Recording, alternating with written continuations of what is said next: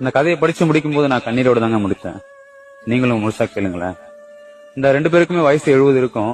தள்ளாடி தள்ளாடி நடந்து போயிட்டு இருக்காங்க. எங்க போறாங்கன்னு பார்த்தாக்கா ஹாஸ்பிட்டலுக்குங்க. என்ன ஆச்சுனாக்கா அந்த பாட்டிக்கு உடம்பு சரியில்லையா. அந்த பாட்டியோட கையை பிடிச்சிக்கிட்டு இவர் பொறுமையா நடந்து போயிட்டு இருக்காரு.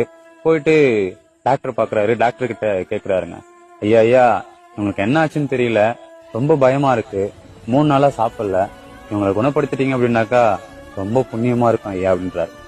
அந்த டாக்டர் சொல்றாரு, கவலைப்படாதீங்க, குணப்படுத்திடுவோம்னு சொல்றாருங்க. அதுக்கப்புறம் கூட்டு போய் செக் பண்றாங்க. அவங்களுக்கு சுகரு, கொலஸ்ட்ரால், பிபி எதுவுமே இல்லைங்க, நார்மலா இருக்கிறாங்க. அந்த டாக்டரும் செக் பண்ணிட்டு இப்படிதாங்க சொல்றாரு, அவங்க நார்மலா தான் இருக்காங்க, கவலைப்படாதீங்க, அவங்க ஒழுங்கா சாப்பிடல இல்லையா, அதுக்காக நான் சத்து ஊசியும் டிப்ஸும் போட்டு விடுறேன், அவங்கள கூட்டு போங்க அப்படின்னு சொல்றாரு.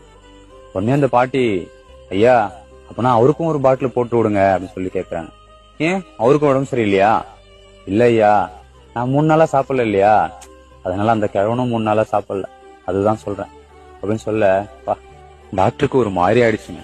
கொஞ்ச நேரம் அந்த தாத்தாவை பார்த்துட்டு, ஏன் இப்படி பண்றீங்கன்னு சொல்லி கேட்க அந்த தாத்தா சொல்றாரு, அவங்க இல்லாட்டி நான் என்னங்க பண்ண போறேன் அப்படின்னு சொல்றாருங்க. இந்த காதல் எந்த வயசுமே விட்டு வைக்க மாட்டதில்ல. Download ShareChat.